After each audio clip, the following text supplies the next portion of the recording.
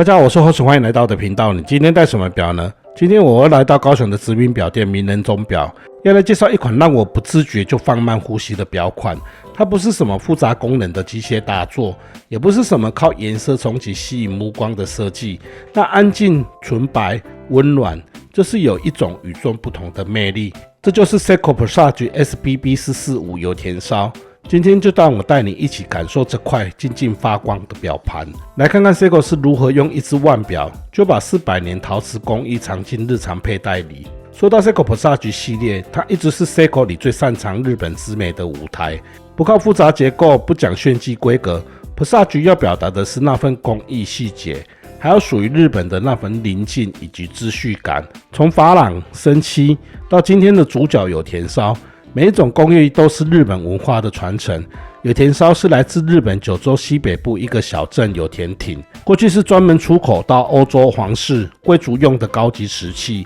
现在 Seiko 把这种技艺放进了腕表里，看到这表盘的第一眼，只觉得好白、好干净，但再看第二眼、第三眼，我才开始觉得那个光泽不太一样。那不是一般金属亮面，也不是珐琅的那种光滑，而是一种会吸光、会缓慢释放柔亮的层次。它厚实饱满，就像清晨薄雾里透出的光，又像雪地中微微闪烁的暖阳，不刺眼，却会让人忍不住多看几秒。搭配那一抹蓝的柳叶形指针划过盘面，像极了瓷器上的一笔蓝色笔触，一笔画过去，不多不少，恰到好处。时间就这样静静地划过你的日常，这样的画面感是印刷模拟不来的。你知道为什么吗？因为这块表盘不是贴片，不是印刷，也不是批量压制的模具成果，它是一块真正的陶土，亲手捏制，送入火窑一烧就上千度。每一次成品的诞生，都是从裂掉、变形、失败里熬出来的。能活下来的才叫有灵魂的陶瓷。你能想象吗？这块表盘要经过多少人、多少双手，才能从一团泥土变成你现在眼前看到这样的温润白瓷？整个制成是由日本陶艺大师桥口博之亲自监修的，每一块都不是量产的产品，而是独一无二的作品。它从有田町经过几十道工序、几十双手，经过3次烧制，加上3次手工上釉，在1300度高温定型，高精度钻孔、切割、开窗，多少次的火焰考验，多少次的等待与失败，只为了成就你这一眼的惊叹，成为可以承载时间的容器。而 Seiko 为了衬托这块盘面，在整体设计上特别突出了对称。我一直觉得对称是一种高级感的静默语言，它不会让你大叫惊艳，却能让你越看越顺眼，一种让你看了会心静的秩序感。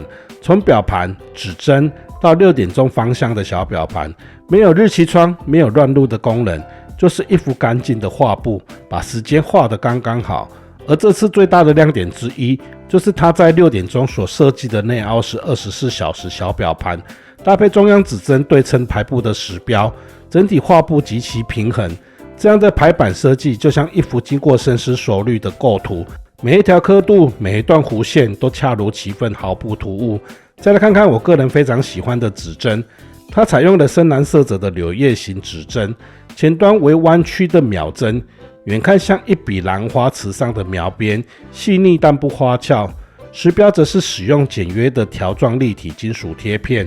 每一个都仔细锁定在那片瓷器上，四周留白也恰到好处，搭配周围细致印刷的分钟刻度，读时的精准度也没被牺牲，细节上做到极致，却依然保有那份手工陶瓷的静谧气质。镜面采用弧形蓝宝石水晶，内层有 AR 涂层，读时清晰，也不会让反光抢去盘面的光芒。来到表冠这一侧，你会发现它的设计非常干净，并没有用大型护肩，而是以一颗圆形柱的拉丝表冠收尾，与表壳流线自然融合，操作的手感也很好。表壳的线条同样呼应这种内敛的精致。再来说说这条5排式不锈钢表链，这真的是 Seiko 在这2年 Presage 系列的一大进步，不再是过往那种略为厚重的链带，而是每一节都有结构，边角经过斜切打磨，中间的链节是镜面抛光，外侧则是拉丝处理，让层次感丰富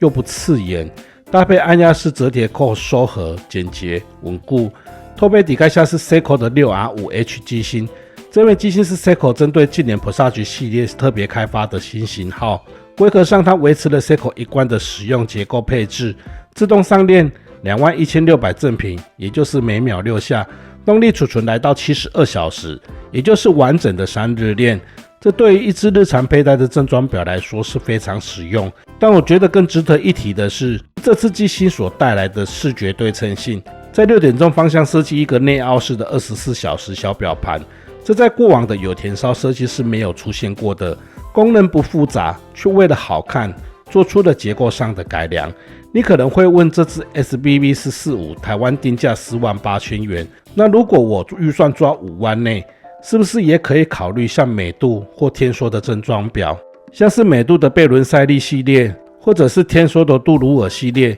这些表款也很漂亮，也都有瑞士制造认证 PowerMetric 80长动能机芯，甚至还有透明底盖可以赏玩机芯。但是我觉得 SBB445 不一样，它完全是走工艺品等级的那条路。你想象一下，美度天梭的这些正装表多半是金属面盘放射纹或者是拉丝处理，看起来很漂亮没错，但说穿了还是模具压制的金属片。而 SBB445 的有田烧是什么？它是整块陶土经过3次烧制与手工上釉，最后以1300度高温定型的实心陶瓷面盘。这中间的每一块表盘都因为你的温度、釉料流动、人工操作出来的微妙差异，因此你拿到手的并不是从生产线出来的8421号，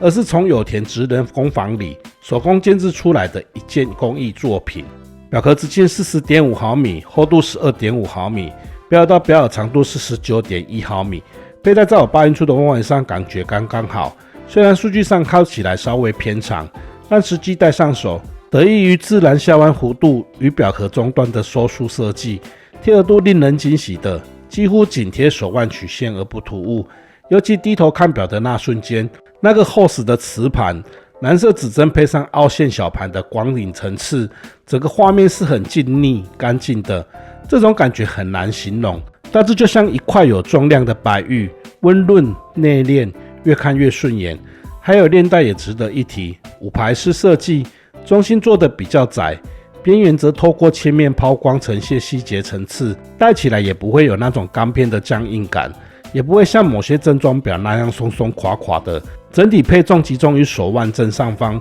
不会晃不会滑。以正装表来说，它所提供的贴合度与平衡感非常好。再次提醒，这不是一只为了工具功能打造的表，它是为了日常生活的美感所存在的。从西装到休闲衬衫，甚至简单竖 T 配牛仔裤，这只表都能毫无违和的融入。它的盘面赋予的奶油光泽，那样厚实温润，蓝针点缀，搭配对称到不行的排版，不只是美，是一种文化，一种深度的体现。这不是一只可以大量生产的机械表，而是一只可以戴在手上的白瓷艺术品。所以如果你问我这只值得买吗？我的回答会是，这不是值不值得的问题，是你准备好了没？拥有这么一款临近却强大的腕表。以上是对 Seiko Presage SBB445 有田烧的介绍。你喜欢这种低调却有细节的设计，还是比较偏好功能满载、一表多用的风格？也可以分享你最喜欢的 Presage 是哪一款？欢迎留言告诉我，我很想知道你们的看法。也别忘了帮我按个赞，订阅厚实频道，打开小铃铛，我会继续带来更多表款介绍。谢谢你的收看，我是厚实，愿上帝祝福你，我们下次见，拜拜。